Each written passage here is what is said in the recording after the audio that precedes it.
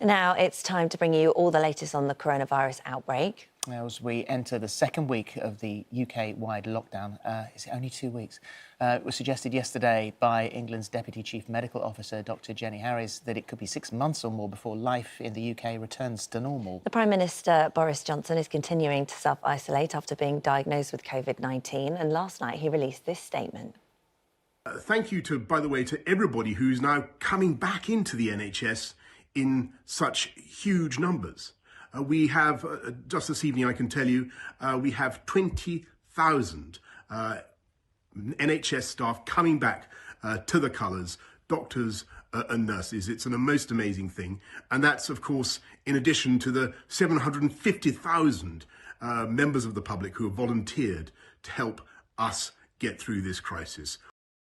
So to bring us the latest, we're joined now by Dr Philippa and virologist Professor Jonathan Ball. He's going to join us live from his home in Nottingham. Morning to both of you. Morning. Philippa, let's start with you. I think we watched Jenny and all our mouths dropped open and everyone's heart sank as a nation. We all thought, 6 months? That was, I looked at it and thought, 6 months before it comes back to normal. Now, normal to me is 6 months before we can maybe go on holiday, or 6 months before there is, you know, all the shops are open and everything. Not 6 months in lockdown. So, first of all, doctors rarely give timeframes. You know, we rarely say specifically a certain time. What we don't want is for someone to say in 3 weeks' time, you said it would be back to normal by now. So we're always going to give longer timeframes than shorter ones. Yes. Thankfully, most of us aren't Trump. So we're always going to give a longer time frame. But when she says for the end of lockdown, that doesn't mean that things aren't going to start to come back earlier. So we're not having any changes realistically in the next few weeks. And I know the Prime Minister said he was going to review in 3 weeks, which is now in 2 weeks. But actually what we're expecting for the numbers is the numbers continue to rise for the next 2 weeks. And it's only after that that we're going to be able to see the impact of what we're doing now. But that doesn't mean that in 12 weeks' time, and when you look at China and Italy, China, after about 12 weeks, they're beginning to come out of the lockdown. I would imagine that we would do the same. So it might be that schools reopen before the theatre does and things like that. So life will return to normal gradually. And so, Jonathan, is it a case of if we follow these rules now, then we are more likely to come out of it quicker? Absolutely, because what these measures are trying to do is slow the spread of the virus, and we slow the spread of the virus by separating people, so it finds it more difficult to jump from an infected person to an uninfected person. So the less people mix, then the slower the virus can spread, and therefore, you know, you start to ease the pressure on the NHS. But it's certainly not going to go away. You know, expect this virus to linger for some time. It's also, you know, we're all trying to follow the rules, and there are people that don't, or maybe don't understand. They find them a little bit confusing, or if you're younger, you think you're invincible. I mean, that's certainly not the case. No. Absolutely not. So, you know, we know that, for example, in many parts of the world where they've been monitoring intensive care and hospital admissions, and that includes this country, that quite a number of people who are seriously ill are aged between sort of 20 and 59 years of age. So, you know, to think that if you're less than 60 years, then you're invincible is not the right attitude to have.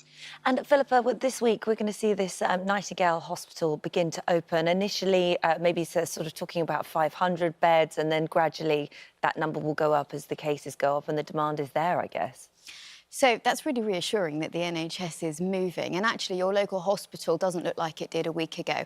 If we're no longer doing elective surgery, so things like joint replacements, which is awful for the people involved, but that's the situation right now, then every operating theatre, apart from the emergency ones, the recovery room, your pre-op room, all of those are now ventilator beds or oxygen beds, and so hospitals don't look like they used to, and we are opening up the space in order to be able to deal with the demand. And Prime Minister said this morning it's an amazing thing of the 20,000 ex-NHS staff who are returning. People coming from all over the place to help, even cabin crew at the Nightingale Hospital, who obviously they're not flying anywhere, so they can be brought in. What will they do? What's their role? So hospitals need more than doctors and nurses and physios and speech therapists and all of those things. We need porters and cleaners and cooks and all kinds of things, healthcare professionals are one part of it, but for all the other people playing these amazing and essential roles, we need those positions to be filled as well. And it's phenomenal to see the response of everybody saying, what is it that I can do to help? Bearing in mind that for some families, for some healthcare professionals, they're making the decision to stay away from their families for 3 months at a time. For example, if a partner or a child is at a high-risk group. So they're really making a significant sacrifice, which is why we're saying, help us stay at home. And so, Jonathan, I mean, we all keep talking about testing, and you agree that testing really is the key here. We do appear to be a long way behind other countries. Germany is testing 500,000 people per week. We are nowhere near that number. No, we haven't even tested several thousand or 100,000 in terms of overall since the outbreak started. We're focusing mainly on hospital admissions. And unfortunately, most of the virus that's circulating, around 80–85% of people who are infected will have very mild symptoms, and so they'll be out in the community, and we haven't got a handle on that number at all. So all we're looking at are the more serious as they're admitted. And of course, one of the things as well that Germany has just announced, and it'll be interesting to see how this pans out, is that they're also going to roll out another test. It's called an antibody test. And that shows who's been exposed, who's been infected. So, for example, Judge Rinder, it would tell him for sure whether or not he'd been infected. And that's important because there's a hope that if you've been exposed, then you're immune, and therefore you can return to normality. And so you can start to pick up the missing slack in society, in the economy. And it'll be incredibly interesting to see how that progresses in Germany. They've clearly got a good handle on how to deal with this outbreak. And unfortunately, we've been playing catch-up in the United Kingdom. But even if you have proven to be asymptomatic, you've had the virus, but you didn't know you had it, you can still spread. It's not as if you're that's it, I'm a barrier and I'm absolutely fine, because it can be on your hands, it could be anywhere. We're unsure how much infection there is through people who are asymptomatic. There are some reports that people who show no symptoms at all might be spreading the virus. But I think most virus that's been spread throughout the world is not with people who are asymptomatic, but people who've got very, very mild symptoms. We know that this occurs. There was a study again in Germany where they looked at a number of individuals, and most of them, about 80% of them, had very, very mild symptoms. And therefore, it's incredibly difficult for people, particularly in the winter, to know whether or not you've got a cold, mild flu-like symptoms, or indeed the coronavirus. And I think that's one of the challenges, and that's why we're asking for more and more testing, so that we can be sure that those individuals who are infected do isolate, and we can hopefully contact trace as well. Philippa, is the protective gear you've been waiting for arriving? Has any of it arrived yet? So it's coming, well, some of it's already here, and we've been promised that lots is coming in the next week. I think that when we start off with the virus and we don't know much about it, bearing in mind 3 months ago, this virus didn't exist to study at all, is that at the beginning, you go the most extreme that you can with your personal protective equipment. You assume that it's something like Ebola, hugely infectious, and over 50% of people are going to die if they get it. So you wear everything. And now what guidance is coming out this week is about what you need in specific situations. So in high-risk things like when you're intubating a patient versus when you're seeing somebody in A&E, and as a GP as well. And it's really important, and I'm really pleased that the PPE is coming down to the GP surgeries as well, because we are still seeing people too. What about this letter that is being sent to 30 million homes this week? Prime Minister's warned that stricter restrictions could be put in place if necessary, talking directly to us. A bit old school. Yeah. So we're asking people to really change their lives, really change what they do, and we're still only in partial lockdown. This could get stricter right now.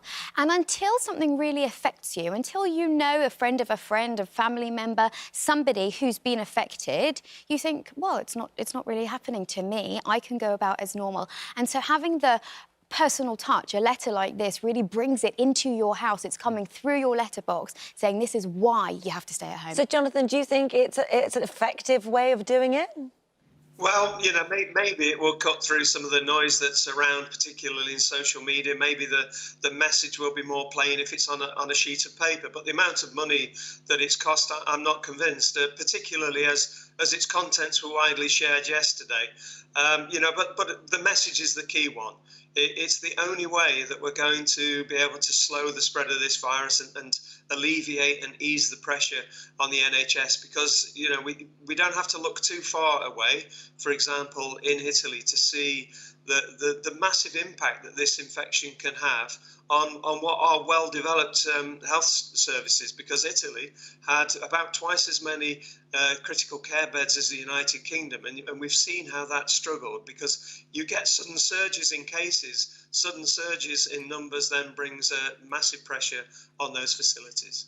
Jonathan, can I just finally ask you a question? I was obviously watching the news over the weekend, as you do, and although we keep advising people just look at a little bit of it, I didn't go crazy because it can drive you mad. That it is now assumed by some of the greatest medical minds in the world that that this virus started in a market, potentially with close proximity to bats and pangolin and food, and that it managed to jump.